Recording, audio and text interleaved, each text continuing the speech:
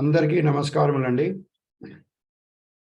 Today is the 5th day of our classes in the course of Sanatana Dharma.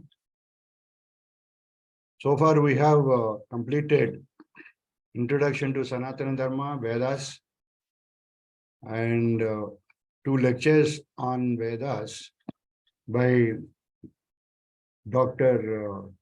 Krishna Murari Tripathi ji. Now we are going to have 3 sessions on Upanishads by our academic director, Dr. CSR Prabhu garu. We will start this session with Vande Mataram and then Prarthana. After that, we will introduce the speaker to all of you. So let us request Challa Chitti Babu garu to recite Vande Mataram for all of us, and we all sing Vande Mataram. I request you all to stand up.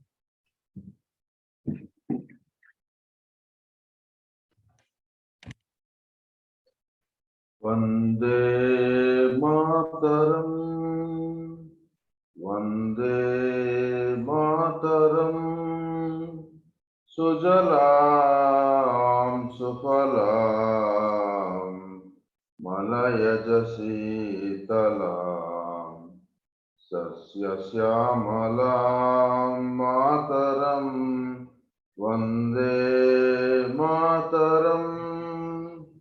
Subrajosna pulakitayaminim pullakusumita drumadala shobhinim suhasinim sumadurabhashinim sukhadam varadam mataram Vande Mataram Vande Mataram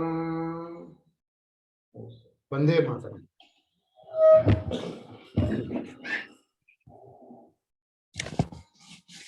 ధన్యవాదములండి చల్లా చిట్టిబాబు గారు. Now let us request Satyaji to chant Prarthana. Namaskaram. Let's do meditation for 1 minute. Let's close our eyes.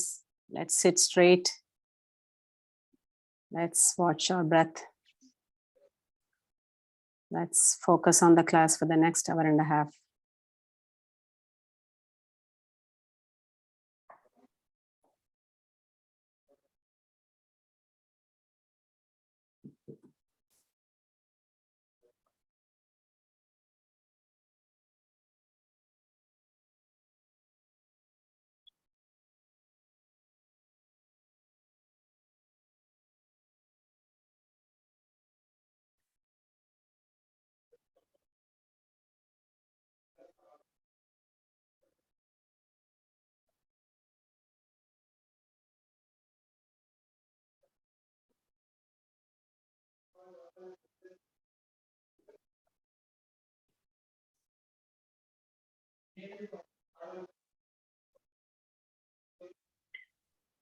Om. Om. Om.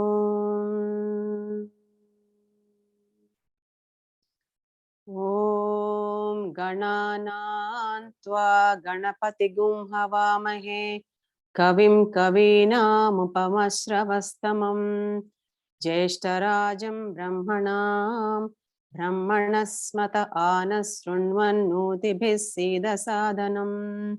Om Mahaganathipataye Namaha. Om Prano Devi Saraswati Vajebhirvajinivati Dhina Mavitriyavatu.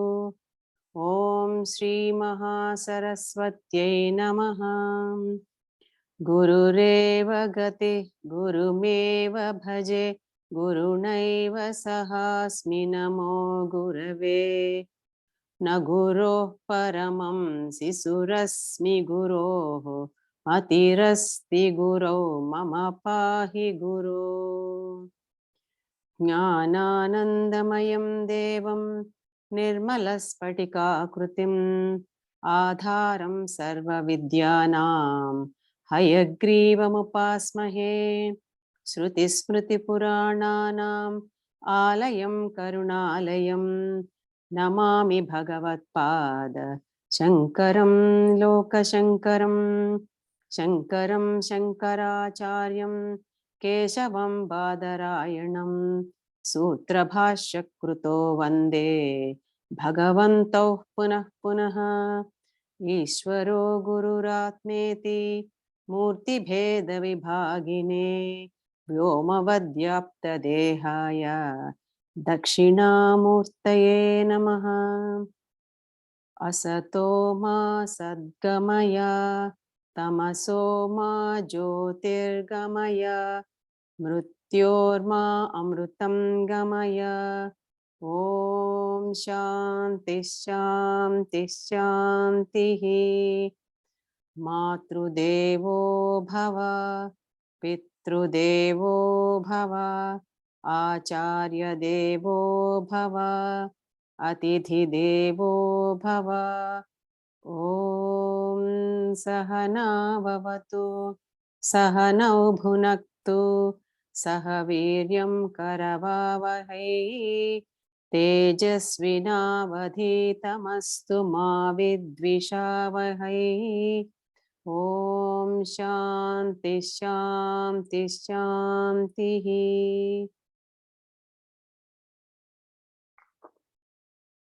ధన్యవాదములండి సత్యభద్రరాజు గారు. Now I request Challa Chittibabu garu to introduce the speaker to all of us. Welcome Prabhu garu. Namaste. Prabhu garu, namaskaram.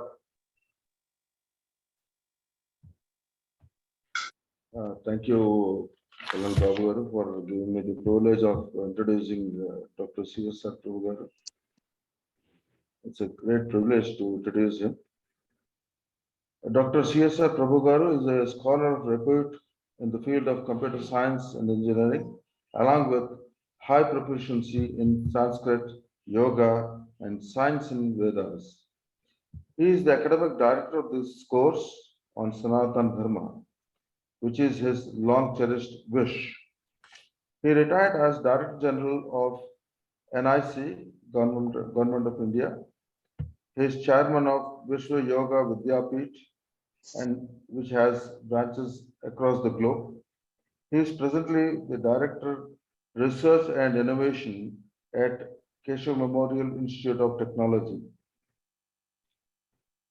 His great contribution to Vedas and ancient technologies is the collection of very old Sanskrit scriptures and his research to understand science in Vedas. Because of his scholarship in Sanskrit language, he could manufacture material and components used in ancient Vimana mentioned in Ramayana and Mahabharata. Through a lot of hard work and perseverance, he could achieve great results. The same were published and presented in many national and international forums. His latest pursuit to bring down the religious divide is praiseworthy. He authored many books on cloud computing, fog computing, etc. related to information technology. Also authored books on physics of Vaisheshika, a must-read by all. He has papers published on Vimana Shastra. Shortly, his book on Dharma Yoga is going to be released. His book on Sukshma Vyayama, Sukshma Yoga, is a very useful handbook to practice yoga for a healthy life. He has been awarded and felicitated because of his great achievements in the field of IT and his proficiency in Bhagavad Gita. Dr. CSR Prabhu garu has been learning, he has started Bhagavad Gita learning since childhood, and he knows by heart the entire Bhagavad Gita. and his proficiency is well acclaimed. This is only a very, very short, concise introduction to Dr. CSR Prabhu Garu. Otherwise, he has a very big list of achievements, and we are really fortunate to have Dr. CSR Prabhu Garu amongst us to give these lectures, and he being the course director, we are really fortunate. With this, I welcome Dr. CSR Prabhu Garu. Thank you, Challa Chittibabu Garu. Dr. CSR Prabhu Garu is our academic director, and he is one of the key persons who has initiated, and it is his dream to have this course like this on Sanatana Dharma. He worked out along with others the flow of these topics for a basic course, and also he is the main speaker in most of the topics, and also he has brought in a lot of scholars from various, very popular universities like BHU and other places. So let us request CSR Prabhu Garu. In fact, if we start sharing his profile, it takes long time. I'll try and share his profile with you and the group. Request, CSR Prabhu Garu to start his webinar.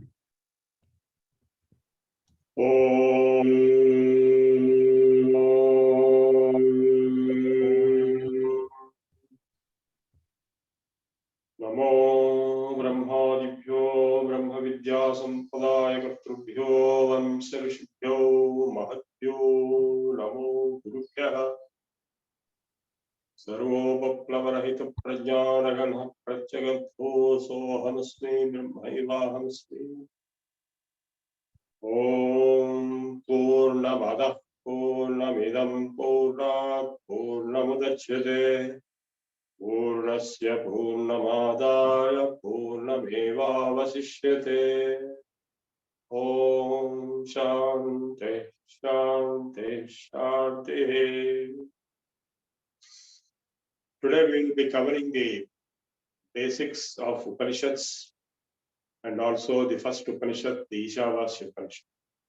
Tomorrow we will be covering the Taittiriya Upanishad, and day after tomorrow we will be covering the Mandukya Upanishad. So that will complete my 3 sessions on Upanishads, and next week we'll get into the Darshanas and later Bhagavad Gita and so on. I have attended and seen the lectures given by Krishnamurari Tripathi yesterday and day before. So he has provided you an overview on the structure and contents of the 4 Vedas and the basic fundamental concepts in terms of the validity of interpretations or the role of Vedanta, the role of Bhagavad Gita and so on. Today I'll add some very important statements in that direction and then go into what are the Upanishads.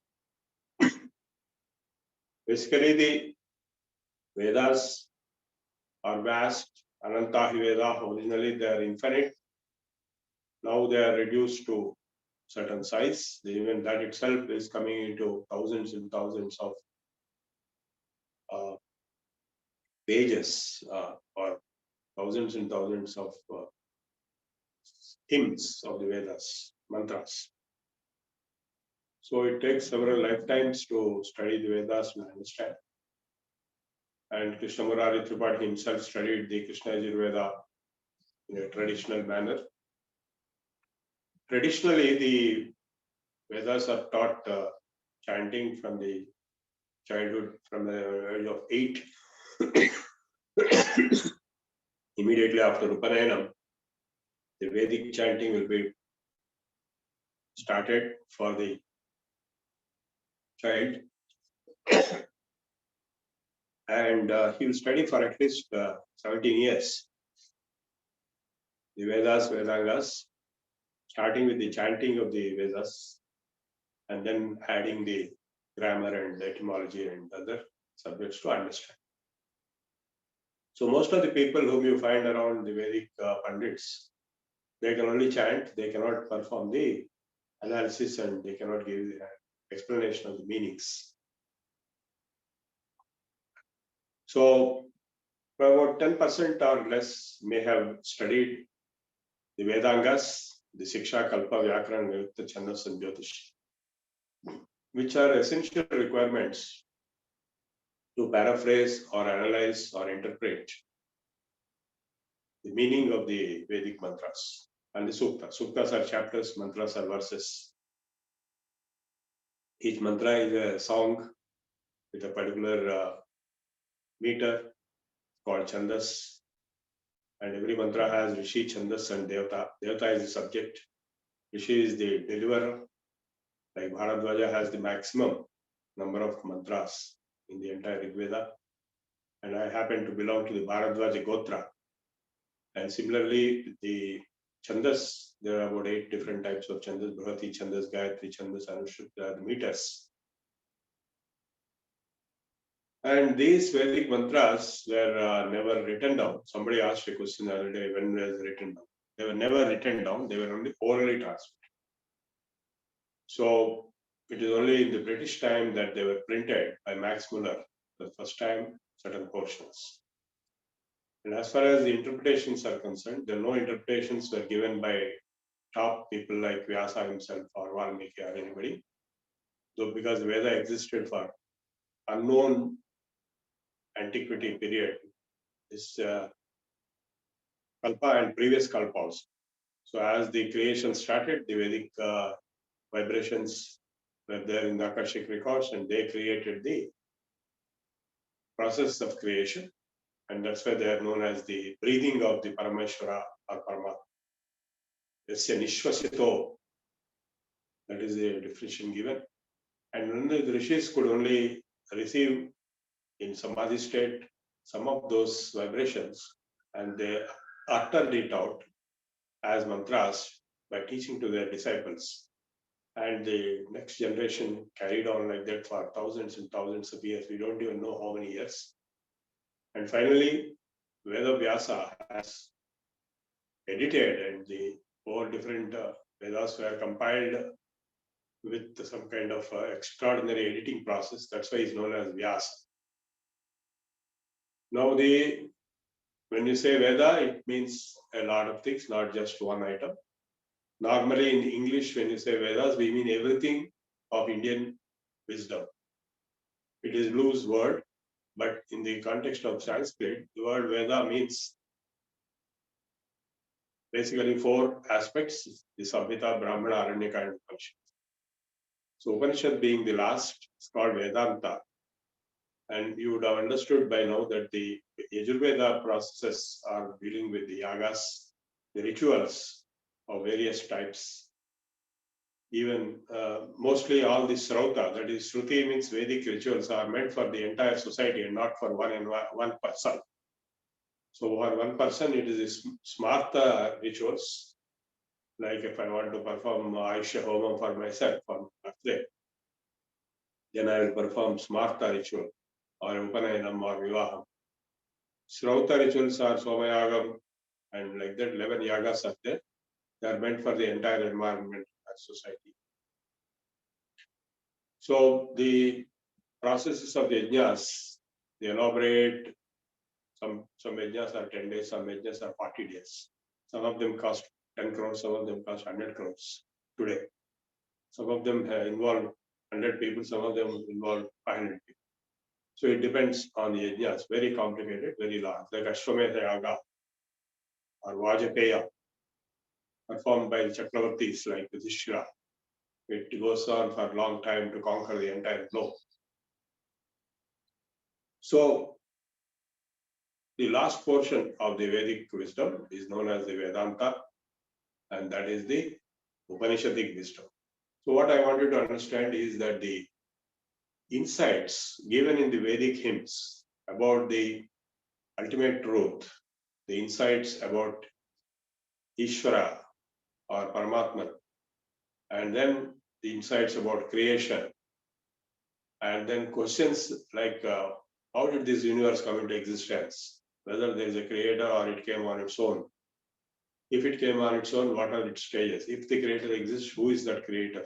What are the characteristics of that creator? All these issues have been discussed at length in the Vedas, and whatever was discussed in the Samhita, that like Purusha Sukta, Narayana Sukta, those profound philosophical insights have been explicitly discussed with a conversational mode of interaction between the teacher and the student in the Upanishads. The word Upanishad simply means sitting at the feet of the master, sitting nearby, and asking questions and having a discussion of all kinds.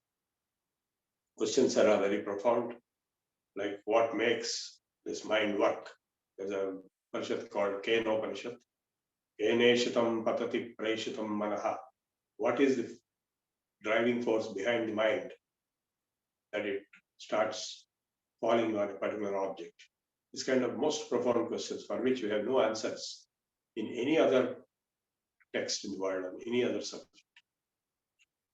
So the interesting part is that there is no dogma and there is no blind belief.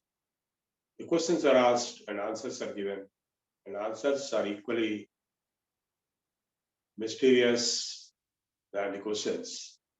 And whatever you can understand by your intellect, you can understand, but the subject is beyond the intellect. It is spiritual. The word spiritual in English also means spirit. Spirit means the self or Paramatma.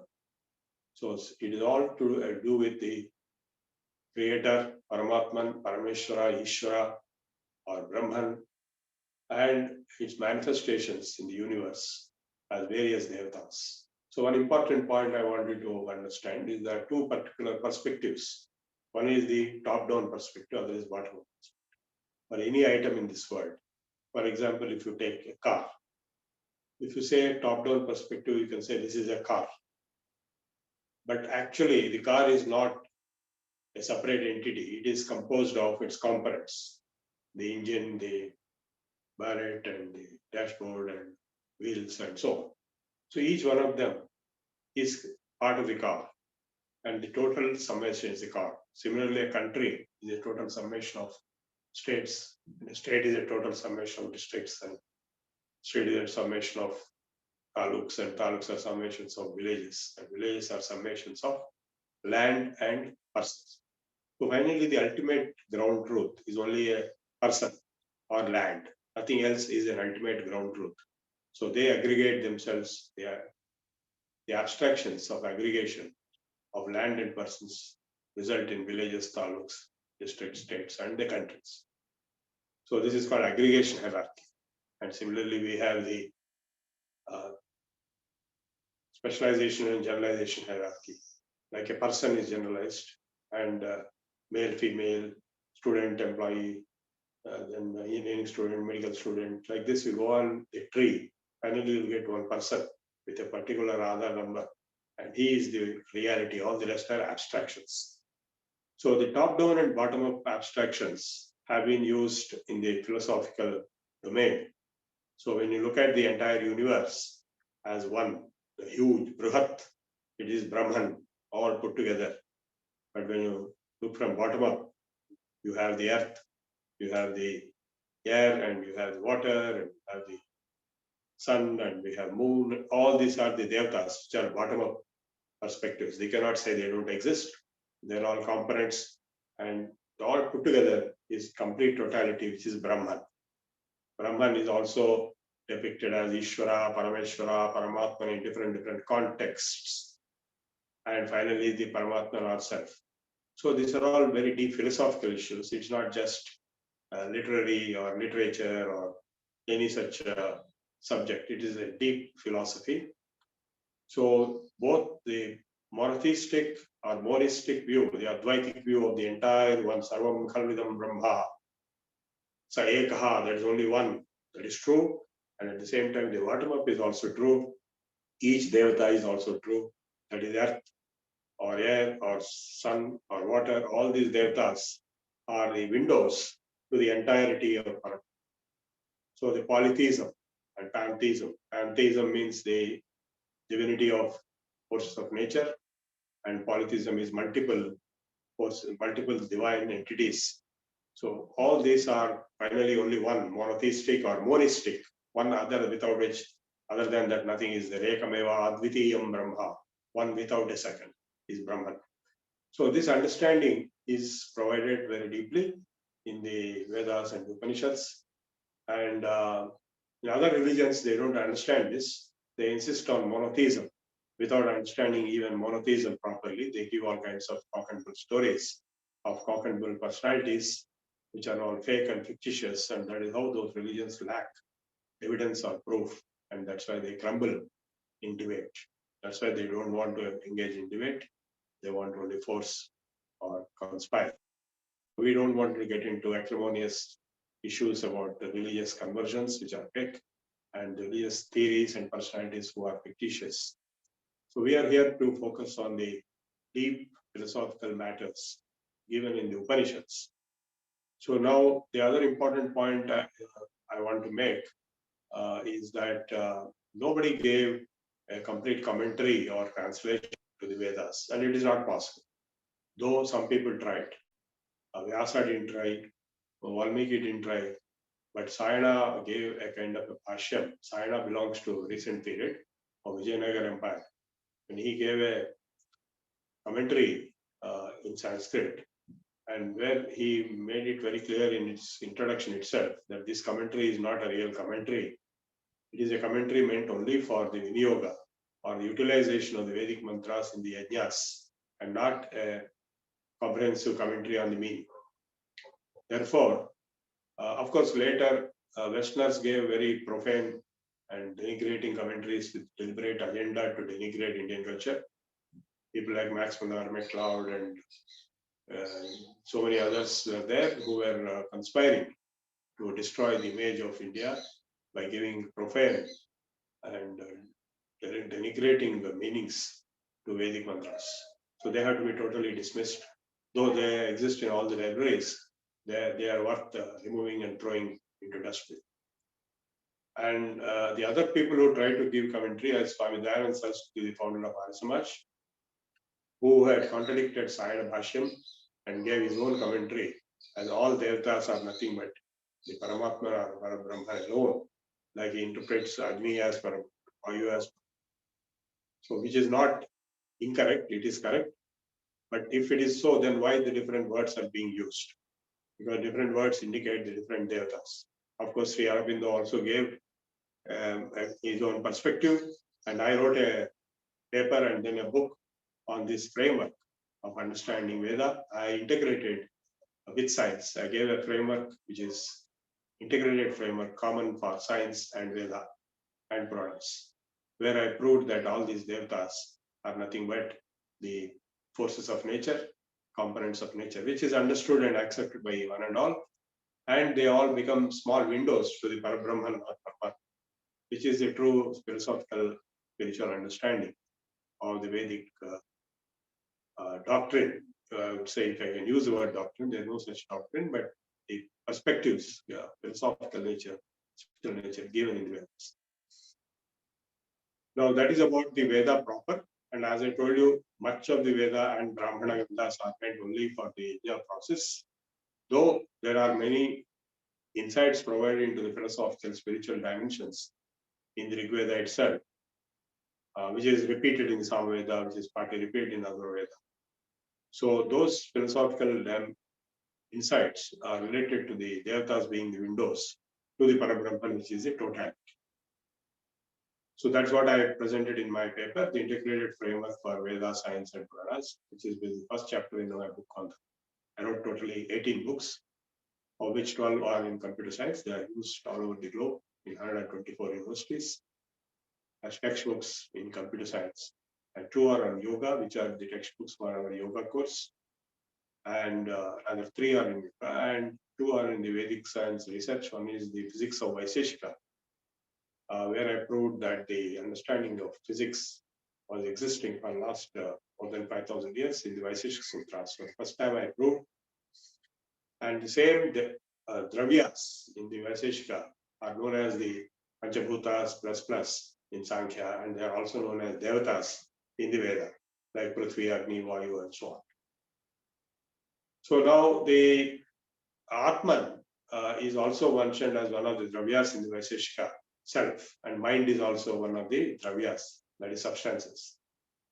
So this is very important because from the perspective of physics, the self or the observer, as known in the physics, is now identified as consciousness. So quantum physics has recognized consciousness as the reality, as much a reality substance as Prithvi, Apa, Vayu, Teja, and so on. So the self or I is a reality because if I am not there, I cannot observe. And my mind is also reality because my mind is not there. Even if I am there, like I am in deep sleep, my mind is not there. I cannot observe. So both mind and I have to exist. And that is what is known as consciousness in quantum physics. And the nature of the self, Atman or Paramatma, is depicted very clearly in the Upanishads. And we shall now get into the Upanishads domain of the Vedic wisdom.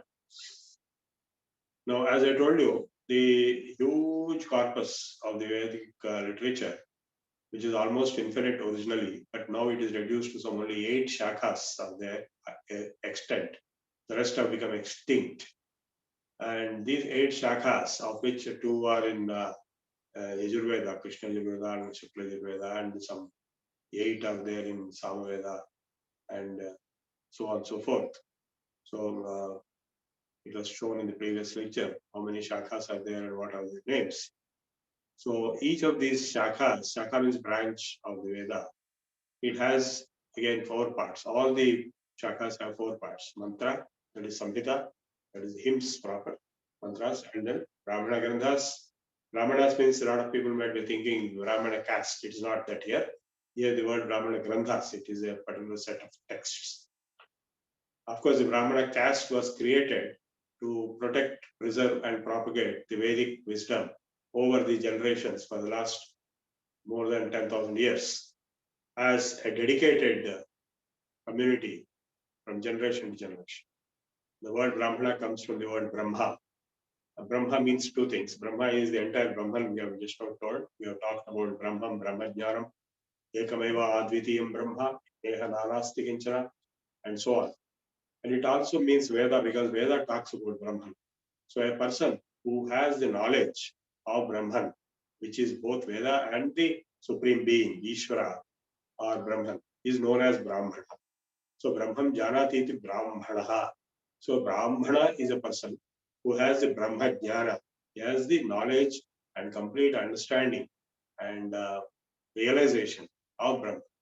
So now you decide who is Brahmana and who is not by yourself. Of course, by birth or not by birth, it's a big debate. But by largely, things have become by birth over history, hundreds and thousands of years. Because, like if you take the royal decree, when the king dies, his son alone will get the kingdom, not anybody and everybody.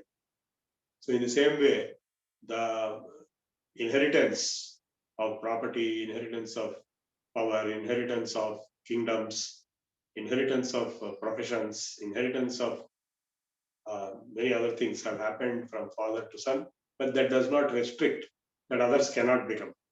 As many non-kshatriyas also became kings, many persons who were not born as Brahmanas themselves became very great scholars like Kalidasa himself or Valmiki himself. So it is not that birth will be a final last word, but it will definitely give an advantage to the person because he will learn everything from the parents. He will inherit not only the properties, but also the professions and quite a bit of knowledge and skills from the parents. So, but that does not mean others were not allowed. And of late, many people like Arya Samajists, they have taken non-Brahmins, those who are not Brahmins by birth. They have taken up in childhood and educated them in all Shastras and Vedas, and such people have also become great scholars. We know many of such people around us, but that does not mean all of them became like that. So it all depends. So all factors exist. Now coming back to the Upanishadic wisdom, as I told you, the philosophical fundamental queries, fundamental questions on the nature of reality, the nature of creation, nature of God or Ishvara or Paramatma. Of course, the word God is English word used in Bible, which we cannot take as equivalent to Parameshwara or Paramatman or Brahman. There are no equivalents of Sanskrit words. For example, for Brahman, there is no equivalent word in English. You can say an absolute reality. You can say so many words. Similarly, dharma has no equivalent in English. You can say virtue, you can say rule of law, you can say responsibility, but all of them are incomplete. Similarly, most of the words in Sanskrit have no equivalents in English, because English is no language by itself. It is a corruption and distortion of Latin, which is a distortion of Sanskrit over the ancient history. So from Sanskrit came Greek, and from Greek came Latin, and from Latin came French and German. And finally, English was the last outcome as a combination of Latin and French. So in Latin, almost all the words are Sanskrit words, and the Greeks were the Indians who migrated away from India to Greece during Parashurama's time. So that is a historical perspective. Now coming back to the wisdom, today I will give you a taste of the wisdom of the Upanishads, which doesn't talk about the rituals, because of course it is assumed and understood that a person who studies Upanishads already knows the entire Vedas and the the rituals also he has performed. Because those days, the Upanishads, Vedanta was taught at the end. So after having finished the Veda, so that is Samhita, Brahmana, and Aranyaka, then they come to Upanishads. And usually it is associated with the sannyasa ashrama, because they have no responsibilities and they can take a deep contemplation, meditation postures to understand what is the ultimate reality, what is nature of self, and they are mainly interested in moksha. Whereas the people in the Grihastha, they are interested in kamas, not on moksha.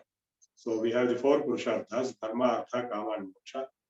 So the Grihastha people are not interested in moksha. They will be focusing only on dharma and artha and kama. And whereas the vanaprasthas and sannyasis are interested in moksha. And many of us here are also interested in moksha, because we have finished our earlier stages of life. We have reached this stage of life. So now it doesn't mean that all the young people should give up. Because at the old age, if you want to get moksha, it is not possible, because you don't have the energy or the capability to understand deep philosophical matters suddenly. So if you start understanding from the younger age, then only you will be able to reach the mature understanding in the old age. So the Vanaprastha and Sannyasa are the right ashramas for Upanishadic knowledge, which is meant for moksha jnana. And now the important point to note is that since there are no possibilities of true commentaries or interpretations or translations for Vedas, people like Vyasa, they have written Bhagavad Gita and Brahma Sutras as the summary of the Vedas wisdom, including the Upanishads. So the Bhagavad Gita is nothing but a self-proclaimed summary of the Upanishads. And the Brahma Sutras are nothing but a scholarly or polemic level of crypt summarization of the Vedantic wisdom of the Upanishads. Upanishads themselves are based out of experience of deep meditations and self-realization of the Upanishadic rishis, who are also Vedic rishis or their descendants. And it is very much based on the Vedic wisdom itself. Some of the unknown or deep mysterious concepts given in the Vedic mantras are brought out in explicit prose in the Upanishads. Whereas in the Veda, it is all poetry except for the Yajurveda, and it is deeply intricately involved in the mantra along with this swara, the pitch, the tunes and the pitches. And only certain people can get those insights. Whereas in the Upanishads, it is mostly prose and is brought out explicitly This is a black and white, the wisdom of spiritual subjects, philosophical insights in the Vedic hymns. So all Upanishads are attached to one or other of the four Vedas. They are not independent. They are part of the four parts, that is Samhita, Brahmana, Aranyaka, and Upanishad. So like Taittiriya Aranyaka, it is attached to the Yajurveda. So Taittiriya Upanishad is attached to Yajurveda. Like that, each Upanishad is attached to some Veda. And that's the last portion. They in chanting, the people who learn Vedic chanting, they also learn how to chant the Upanishads at the end. They can chant all the Upanishads, but they may not be able to give the meaning. All the Vedic Vedajayis who have gone through Vedic Patshalas and finished their course and became Ghanapatis or whatever, they can chant the Upanishads, but they may or may not be able to give the meaning, which is very profound, unless and until they studied the Angas, Siksha, Kalpa, Vyakarana, Nirukta, Chandas, and Jyotish. They will not be able to give the meaning of the Vedic mantras which they chant, let alone the Upanishadic philosophical insights.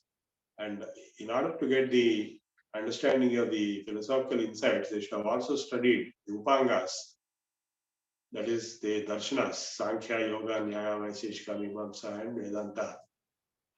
Only then they will be able to interpret the meaning of the Upanishads and the Vedas completely. So that's why Sangha Upanga, the Veda Jainam.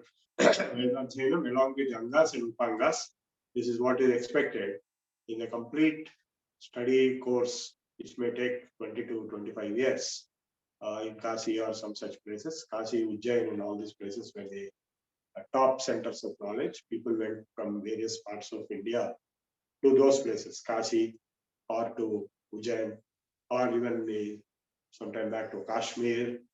And there they studied all the four Vedas, all the Vedangas, 6 Vedangas and 6 Upangas. The Upangas are also known as Shat-shastras, Shat-darshanas. And only then it is possible for you to get the insightful understanding. Then they will also study the Sayana Bhashyam in recent times. It came around 12th century AD. Then they will have the up-to-date Sanatana Dharma perspective, whereas the Arya Samaj perspective will be slightly different. It is coming from there and also these commentaries. So these two large perspectives exist. Of course, the philosophical insights of Sri Aurobindo also exist. But finally, it is the Bhagavad Gita which is giving the summarization of the entire philosophical wisdom of the Vedas and Upanishads in a very simplistic and popular manner which anybody can understand. So that is where the supremacy of Bhagavad Gita comes. I will be covering Bhagavad Gita also later. So today now with this introduction, let us start the Upanishads proper. So there are totally 108 Upanishads. Though some people say 112 and sometime back, maybe 1,000 years back, there were more than that, maybe 1,000 Upanishads existed.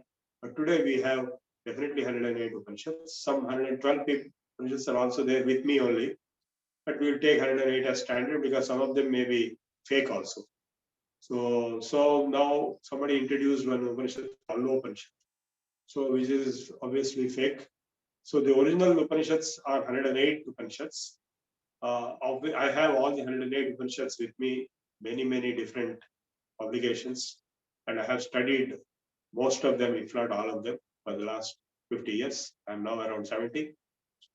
I studied the Sanskrit grammar at the age of 12, Panini Sashtadhyayi, and I learned yoga at the age of 10 from my guru and from my mother at the age of 8, and from the age of 15, I've been teaching yoga. And I've studied Bhagavad Gita and learned entire Bhagavad Gita by heart at the age of 8. So with all this background, I have I have been attending the Ramakrishna Mission lectures. I was brought up in Ramakrishna Mutt because my house was right next to Ramakrishna Mutt. Swami Ranganathanandaji was the head of the Ramakrishna Mission at Secunderabad.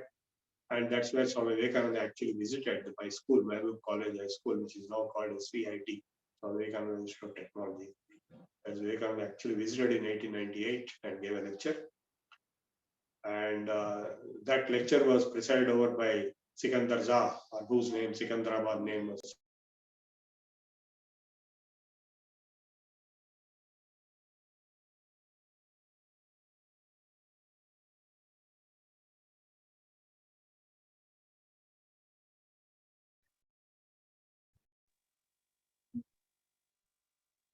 Hello? Oh, yeah, you are muted. Now is okay. Okay. Now the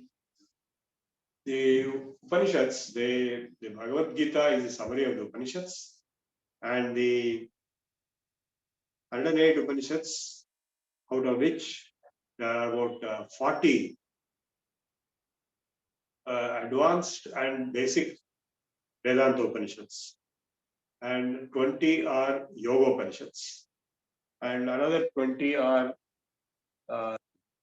Shaiva, Shakteya, Vaishnava, various types of Upanishads. Upanishads stand in between the Vedas and the Puranas and the Tantras. So we have the various Puranas like Vishnu Purana, Shiva Purana, and we have the Tantras like Shaivagama, Vaishnavagama. So the Shaiva Upanishads are the link between Vedic wisdom and the Agamas. And similarly, the Yoga Upanishads are yoga by itself, the practices of yoga. And the Shakti Upanishads like Saraswati Upanishad and Lakshmi Upanishad are concerned with Shakti Agama. So Vaishnava, Shaiva, Shakti are produced through the Upanishads, and the Yoga Shastra is produced through the Yoga Upanishads. And the rest are all Vedanta Upanishads, and of which the principal Upanishads are 10, on which the Adi Shankaracharya gave commentary. Isha Kena Katamandaka Mandukya Triya Pradharaniga. And he wrote commentaries on 10 Upanishads. That does not mean other Upanishads are less important. And because he wrote on 10 Upanishads, all the later scholars like Sarvepalli Radhakrishnan, they also wrote on the same Upanishads. And all the missionaries like Ramakrishna Math, Chinmaya Mission, they all followed the same commentaries of Adi Shankaracharya. And we also will be following the same commentaries on the Upanishads, because the Upanishadic language is archaic and it's mysterious and abstract. So commentaries are very useful. And Adi Shankaracharya also wrote commentaries on Brahma Sutras, and he wrote commentary on the Bhagavad Gita, all the three. And then he proposed the Advaita Siddhanta, and he defeated all the contemporary philosophers, including Buddha, Jaina, Charvaka, Lokayata, and so on and so forth. So the Advaita was established as the supreme philosophical framework at his time, around 500 BC, and he was declared as the Jagat Guru at Kashmir, Sharda Pitham, and then of course at the Srinagar itself. There is a Shankaracharya temple in Srinagar. And till today, the Shankar Mats at Sringeri, Kanchi, and Dwarka and Puri, they are continuing as the beacons of Vedic and Upanishadic wisdom, and they control the Hindu society largely. So later on, around 1000 years later to Shankaracharya, or even more, 1500 years later, Ramanujacharya came out with the Visishta Advaita as an extension or modification or research outcome of Advaita. And then the Madhvacharya came later in 14th, 16th century for the Dvaita Siddhanta. And then later the Acharyas like Vallabhacharya gave Suddhadvaita and Dvaita, and so on. Around 25 different Siddhantas have been given as extensions or research outcomes, research extensions to Advaita. We will not go into the debates of these different polemics, of different strains, different minor variations of the philosophical frameworks of Advaita, but we focus on Advaita. And you can also make out very easily that Advaita is the foundational principal doctrine given in the Vedas and Upanishads and the Bhagavad Gita and the Brahma Sutras as you go on studying each one of them.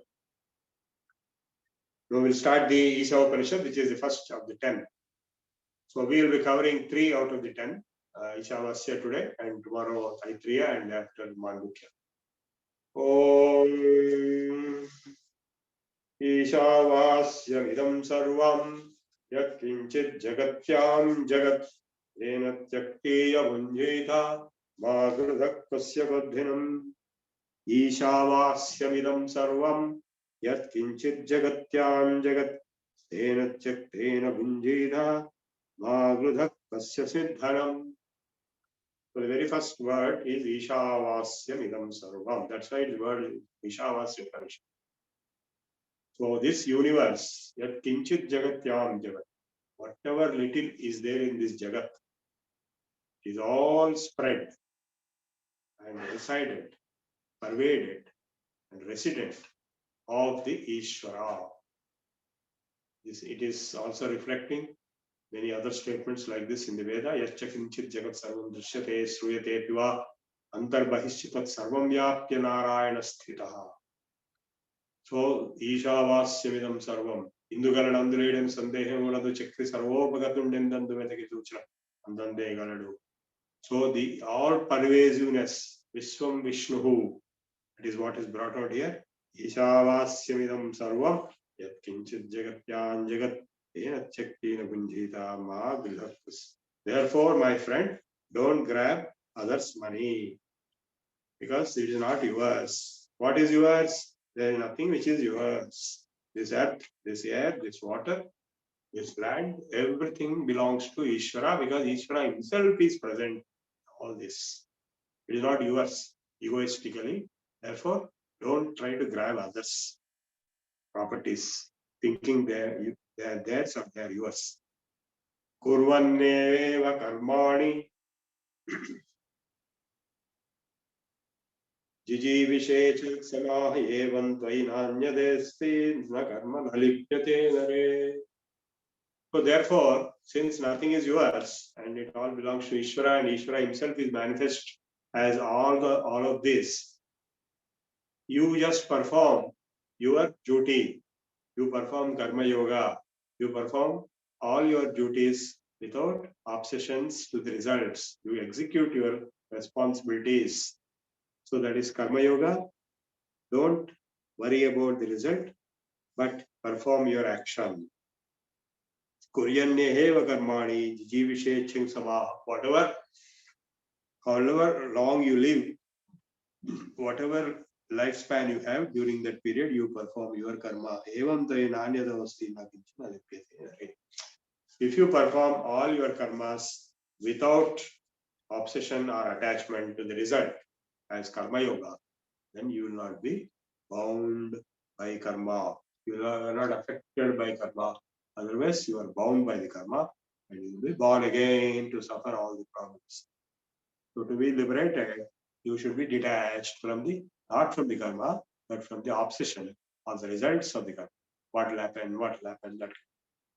But you perform your karma perfectly so that you have discharged your responsibilities correctly. Asurya namate lokan dhena samasavruta tanste pretyan stanichanti ye atmahanujana. So those who don't have self-knowledge, those who are lost in the worldly pursuits, they enter into dark worlds. Asurya namate loka. Asurya namate loka. Andhena tamasavrata. Atmahanujana. That those who have destroyed the self, like you are lost into the external world and you are possessed and obsessed with lust, greed, and anger, and so on. So you are going to destroy yourself. Krodhat bhavati sammoha, sammoha smriti vibhramaha, smriti vibhramsha buddhinasha pranashyati. So kama krodhascha lohascha, these three are the gates to the hell.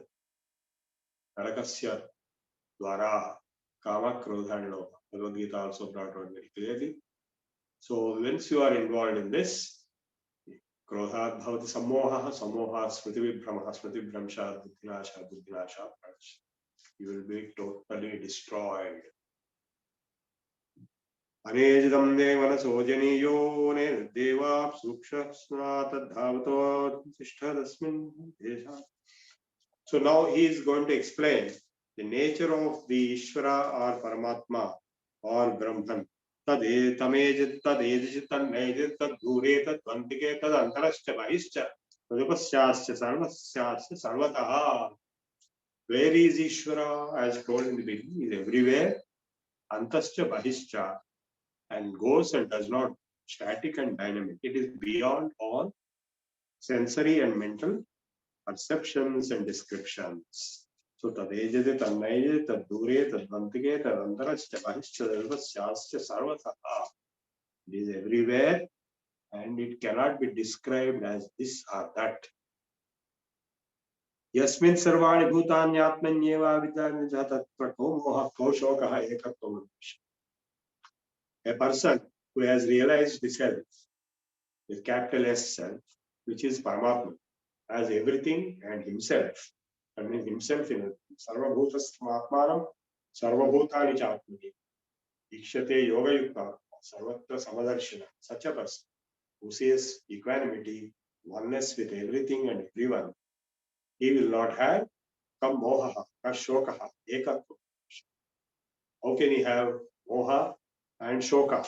Then he is able to see oneness.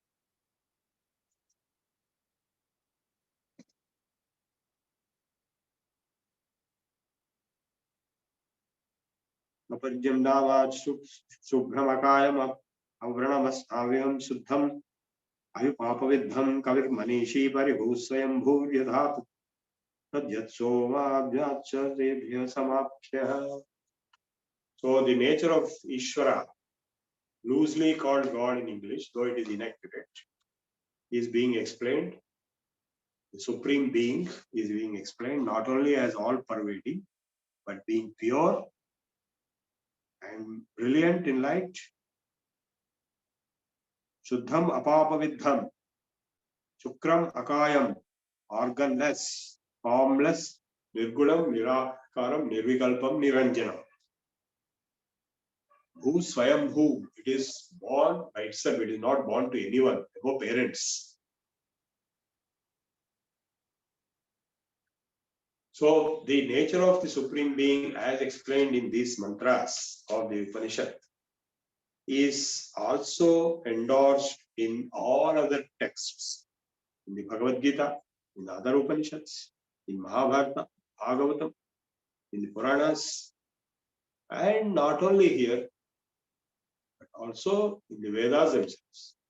And surprisingly, the similar description is given even in the Bible and Quran, though it is later distorted into all kinds of fictitious things. So some of these statements are directly copied, repeated in the holy texts of other religions also. The nature of Supreme Being. Antham tama pravishanti avidya upasate tato bhuyam prite tamo vidyayam. Now he is talking of avidya and vidya. Avidya is ignorance or lack of understanding of the ultimate truth. And vidya is having Vedic knowledge. So what he says is, those who are engrossed in avidya, they will be in darkness. Andham tama pravishanti, blind darkness. And what about those who have vidya? They also get into darkness if they don't have true realization, but only theoretical knowledge. Theoretical knowledge will not be adequate, though it is beneficial, it is sometimes essential, but spiritual realization is required, otherwise they will also be in darkness. Anyadeva Abdaya Sadbhahuneva Iti Sushrama Vedanam Yenastad Visakshate. Well, these statements require many days of explanations. I am just going like rapid speed. Vidyam cha yattatvedo bhayam saha vidyaya mritsuntirtva vidyayam tamashvate. He who knows vidya and he who knows avidya, a person who knows vidya will be able to transcend. A person who knows avidya may transcend death, but he will not become immortal. A person who knows vidya will become immortal. That is the difference between transcending death and becoming immortal. Transcending death means you can postpone death. Like normally you are supposed to die on a particular time. By means of avidya itself, that is various medical practices and medicines and so on, you may have postponed your death, but you cannot become immortal because everybody has to die. But those who have Vidya are immortal because they realize that they are one with the Amrutatva, immortal supreme being, which has no birth and therefore no death. Andham tamak pravishanti ye asambhutim upasate tato bhuvidime tamo bhusham. Now, those who worship upasana, those who perform upasana on sambhuti or asambhuti. Asambhuti means artificial objects, sambhuti is created objects. So if I worship, say, money, if I worship name, fame, power, then I will be leading myself into darkness and hell. And if I worship even sambhuti, like if I worship a tree or a stone or a mountain, then also I am leading myself into hell, darkness. Now there is a certain point here. The other religions like Islam particularly, they insist that you should never worship any created object like sun, moon, water, or tree or animal. So they say you should worship only the creator, the supreme being who is behind this creation, who is the responsible cause of this creation, which is true. There's no question. That's what this mantra says. If you worship Sambhuti, then you are going into darkness. So, but what they are missing is how will you worship the supreme being except through these manifestations? So when I worship Surya, Savita, Devata, and Gayatri Mantra, I am realizing that Surya Atma Jagatastasya. But Savitur Varenyam Bhargo Devasya Dhimahi Dhiyo Yona Prachodayat. That Surya is nothing but the effulgent power, manifestation of the ultimate supreme being who is operating, driving all our minds, all our intellects. So this window concept, which I told you a few minutes back, between Devata and Ishvara or Paramatma or Brahman, was not understood by the Muslims. And that's why they criticize the Hindus for worshipping Sambhuti, that is creation, parts of creation. They are not worshipping creation. We are worshipping the creator behind the creation through the window of that particular Devata. This has to be understood. Once they understand, they will also accept that Hindus are worshipping only one supreme being. Anyameva sambhavad anyadaho asambhavati susmadhiranam yenastat vijachakshase. Sambhutim vinashancha estad vedo bhayam saha vinashena mrityum tetva sambhutya amrutam ashnute. So these are very profound philosophical, mystical statements. For those who understand what is Sambhuti and what is Asambhuti, so they can understand what is death and what is immortal. Because the Brahman, the supreme being, is never born and never dying. So to realize the nature of the supreme being, Brahmajnanam, Mokshajnanam, Atmajnanam, that will alone lead to immortality. Not if you associate your identity with created objects. Sambhutim cha vinasham cha estad vedo bhayam sah vinashena mrityum tirtva sambhutya amrutam ashnute. So these philosophical concepts are being brought out in some blunt statements which can be interpreted in a wrong way also, and some people do that. Hiranmayena patena satyasya vihitam mukham tatvam pushanna prapyam satya dharmaya ushtave. So there is a golden vessel and truth is covered by it. To, O Pushan, O Paramatma, O Parameshwara, reveal the truth to me for the realization of Satya and Dharma. So these are prayer stuti statements. Pushan Negeshe Yama Surya Prajapatya Vyuharasmin Samuha Tejo Yatte Rupam Kalyanatmam Gadev Vashyami Yo Asavaso Purusha Sohamasmi. This is a very profound mantra. all the devatas, Yama, Surya, Prajapati, all these are Samuha, Tejaha, Yatte, Rupam. You are manifesting, O Parameshwara, you are manifesting, you are brilliantly appearing in the form of all these different devatas. That's what I told you just now. The one behind many devatas. Tatte Kalyanatamanda Pasyami. The highest, the most beautiful and the most gracious, your nature I am seeing. And once I see in you, I also realize that I am not different. I am same as you. Soham asmi. That is it. Soham asmi. That Soham mantra meditation which we will be teaching is propounded first time in the Ishavasya Upanishad. So Vayuranilam Amritamadem Astyam Sariram. So this body is made up of the 5 elements, but I am you. I am Supreme Being. I remember again. I remember again. Let us all remember again. That's all the Upanishad is over. And lastly, Agniyane Suphanaya Asman Vishwani Deva Yunani Vidwan. This is a Vedic mantra.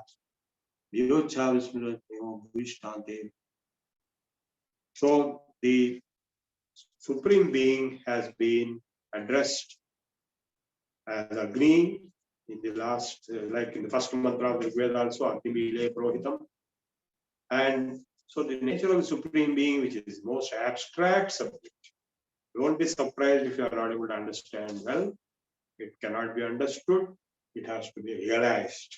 It takes lifetimes to realize. So we stop here with chanting of the Shanti mantra once again.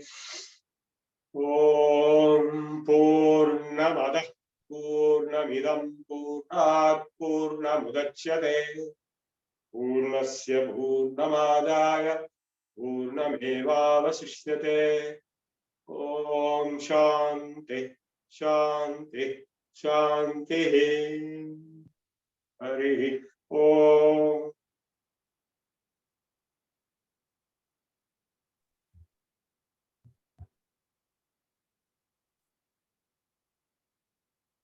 I finished. Dhanyavadamalandi. Shall we interact with the students? Yes. Okay, those who want to ask any question, just raise your hand. Or before that, Babu Garu, can you see the chart and see any questions are there? Yeah, there is one question by P.S. Murthy garu.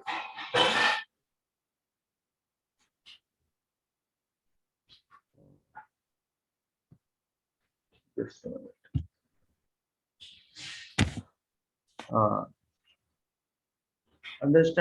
He says, we understand that this kalpa is Vaivasvata Manamantara. What is the name of previous kalpa? You will find all the Manvantara's names in Srimad Bhagavatam. You can read that. Okay. You ask questions pertinent to today's lecture. Thank you. Okay. Other than this, there are no questions and it can be taken directly. Okay, now. Anyway, the answer is Swarojisha Manvantara. The name of the Manu itself will become the name. Vaivasvata Manu is Vaivasvata Manvantara. Swarojisha Manu is Swarojisha Manvantara. And so on. Please read Srimad Bhagavatam. It gives all the Manvantaras. Next. Yeah. Ravinder, could you unmute yourself?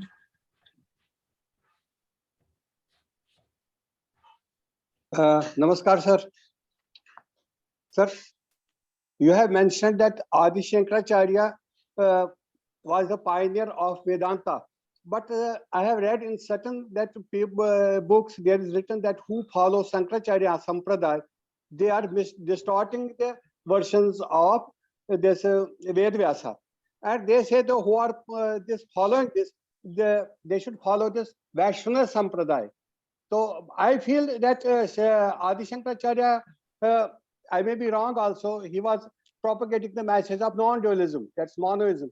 And other Vaishnavism, they are follow dualism. But why this distortion between the two followers of Vedanta? This is my question. Not two, but there are 25. You are thinking only two. You are wrong. There are 25 Vedanta Siddhantas. Okay, first is Advaita, or Shankaracharya propounded in historical sequence. Then the Vaishnavas are the Visishtadvaita, that is Ramanujacharya, around 1500 years later to Shankaracharya. And then the Dvaitas are there, Madhvas, and Vallabhacharya, people are there. So there are all different, I told you in my lecture. Go back to re-listen the lecture. These are all research extensions of Advaita. They are not opposites. So Shankaracharya has established 6 Upasanas: Shiva, Vishnu, Shakti, Ganapati, Kartikeya, and Surya, including Navagrahas.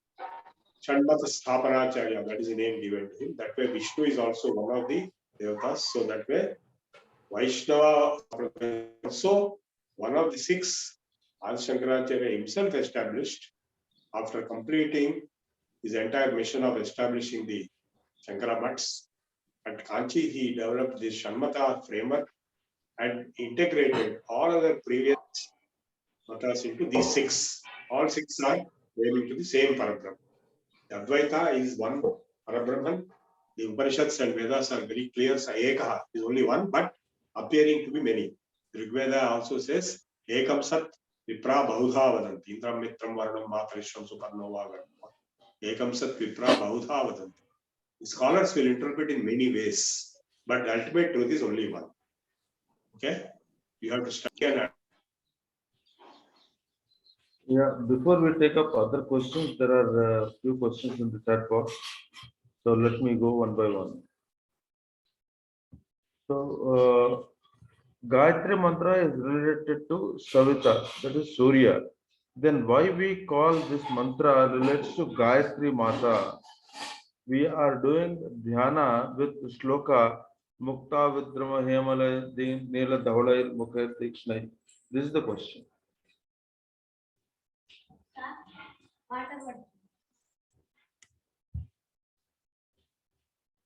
Yeah. Prabhu garu? Yeah. hello. Yeah. Hello. Yeah. So, right. Please continue to the next. Yeah. The question is Gayatri Mantra is related to Savita Surya. Then why we call this mantra relates to Gayatri Mata? We are doing dhyana. Yeah. I'll understand. It is not, mantra is not relating to Gayatri Mata. The mantra itself is called Gayatri Mata. You understand? We have a name of a particular mantra, that is Gayatri Mantra. We have another mantra with another name. So Gayatri Mata refers to the mantra, not the Devata in the mantra. Devata is Surya, Savita. Yeah. Next question is, which Upanishad belongs to which Veda? I am referring to Dasopanishad. Dasopanishad, yeah. It is meant each Upanishad belongs to different Veda. Mentioned in the beginning of the Upanishad, to which Veda it belongs. That we will be telling also. One by one, we will be telling this belongs to some Veda, other Veda. It doesn't matter to you because we are trying to understand the inner meaning of the Upanishad. It is mentioned on the Upanishad itself that this Upanishad belongs to so and so Veda. Next. The next question is, Bhuti, Anubhuti, Sambhuti, Asambhuti, differences and connections. Please, Guru Garu. Bhuti means it is grander, the grace, grander. Vibhuti is also there. You forgot to ask that what is Vibhuti. So then Sambhuti means creation. Asambhuti is uncreation. Sambhuti is creation. Asambhuti is not uncreated. So in Sanskrit, one root word will create some 20 or so new words like kru, dukrum karane will become karta, karma, kriya, karana, karyam, karanam, and so on. So who is existing? Bhu existing with the grander. Bhuti is grand existence. And all these upasargas added will change the meaning. You should study Sanskrit properly before asking such questions. Okay, next. Is Bhagavad Gita part of Vedas or separate one? That's the first It question. is separate. It is called, no, Vedas are called Shruti. Vedas are called Shruti. Bhagavad Gita is a Smriti Granth. Among all the various Smritis, Bhagavad Gita is the greatest. Manusmriti is also there. But Bhagavad Gita is a Smriti Grantham, which is the greatest supreme text. Whereas Veda is Shruti. So the meaning of the Vedas is conveyed in the Bhagavad Gita. It is kind of an interpretation of the summary of the Vedas.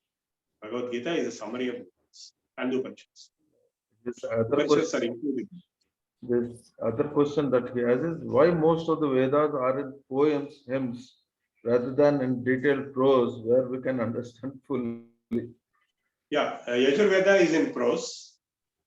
Most of the Yajurveda is in prose. For your satisfaction, they are written prose. Whereas in our ancient times, all knowledge was in poetry only, not only Vedas, but even if you take later Kalidasa's works or any other works, they're all in poetry because poetry has a specific script control over the words. Prose will have no control. So that is why poetry is preferred medium as against prose. And meters are used in poetry. And even in Telugu, most of the literature is in poetry. All the great poets have written only in poetry, not in prose. Prose is like for backward people like us. Okay, next. Can take up questions from directly. Okay, Prabhu. Uday Kumar, unmute yourself, Uday. Namaste, Guru Garu. So Namaste. I just have this question regarding this Ishavasism Jagat, right? So I feel, I mean, I can feel myself, I mean, the greed or connectivity with myself, I feel, but if you say that it is Ishavasam Idam Jagat, I don't feel connect with others. I cannot feel the pain of others. So, I mean, is it You are able to feel yourself, right? And who are you? Do you know who are you? I mean, I am me, right? I mean, I'm born in time and this physical and Your body, what your job? body, your body. No, don't falsely identify yourself with your body Then or your what? Aadhaar number. I mean, If you but say I am my Aadhaar number, so if you say I am my Aadhaar number, how much is it true? I mean, I am So if you say I am identified my address, with number. you are identified, but you are not that. Yeah, So that's you are true. identified with many things. You are identified with your Aadhaar number, employee number, PAN number, address, designation, and election ID number, and you are identified with your parents' names, father name. You are identified with hundreds of objects, but you are not all of them, right? You cannot be all of them. You are independent, right? You are there. They are all being added onto you because you existed before they came. You exist after they go. So you are not the body. You exist before the body came. You exist after the body goes. You have not been affected with the changes in the body, like growth and age and fat and tall and white and black and all. You are not becoming white and I. Only the body became. So the pure consciousness, that is I, is the same in me and you, and it is one and the same in all. This realization is called Brahmajnanam, Atmajnanam. If you have understood on the first day itself, then Ishavasyavidam Sarvam, then that means you are already Brahmajnani. So I'm not surprised that you are not understood. So it will require Brahmajnanam, Atmajnanam to be awakened in you. Self-realization has to take place. It may take place in this life or next life, we don't know. I'm trying to make you realize in this life itself through these courses. So let us hope you realize fast. But you have to understand deeper and deeper the deep philosophical, mystical, spiritual truths given in the Upanishads and Bhagavad Gita and Vedas. Okay. Thank you, Guru Garu. Okay. Actually, Uday, I requested you to open up the video. Somehow you could not. Next time, do it. Suresh Kumar, Murthy, 1 minute. I'll unmute you. Yeah, please unmute yourself. Namaskaram Andi. Sir, the first mantra itself that you have mentioned, Isavasyam, it means that everything in this world is related to the God. Everything is God.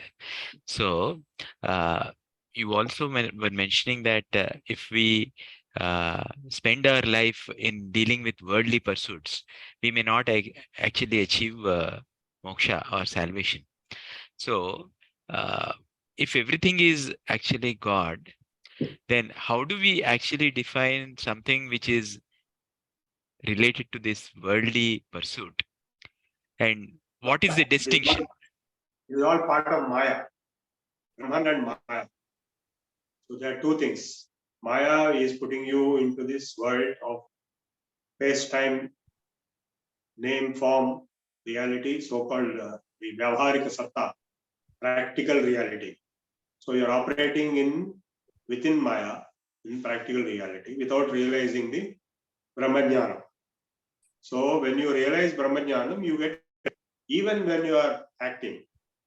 So that is Karma Yoga. You will be appearing to others as if you are same as previous, but inside yourself, there is a transformation. You will be a liberated soul, like Ramana Maharshi, Ramakrishna, Lord Krishna, Lord Rama, Shankaracharya, Vyasa, so many liberated souls are there. Yeah. You will also be one of them. When Okay, that sir. happens, when the Brahmajnana comes. Okay.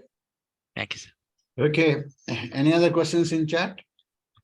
Else, we will say thanks for today to Dr. CSR Prabhu Garu and request Satya ji to chant Prarthana.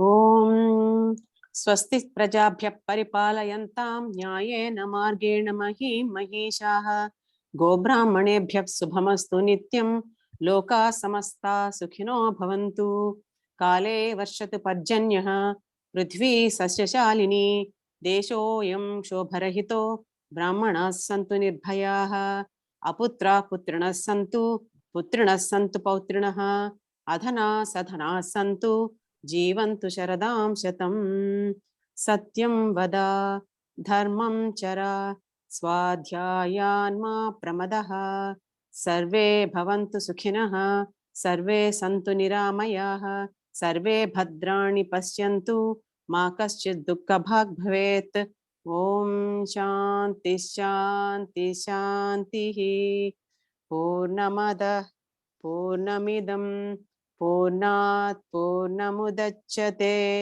पूर्णस्य पूर्णमादाय पूर्णमेवावशिष्यते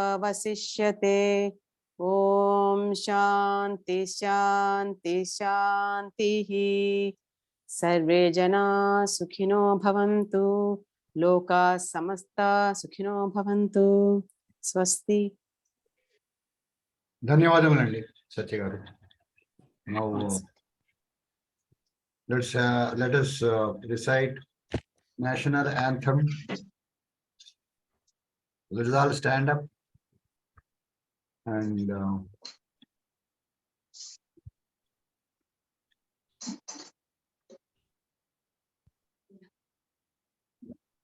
जनगण मन अधिनायक जय हे भारत भाग्य विधाता पंजाब सिंधु गुजरात मराठा द्राविड़ उत्कल बंगा विंध्य हिमाचल यमुना गंगा उच्छल जलधि तरंगा तव शुभ नामे जागे तव शुभ आशीष मांगे गाहे तव जय गाथा जनगण मंगलदायक जय हे भारत भाग्य विधाता जय हे जय हे जय हे जय जय जय जय हे जय हे ధన్యవాదములండి చల్లా చిట్టుబాబు గారు.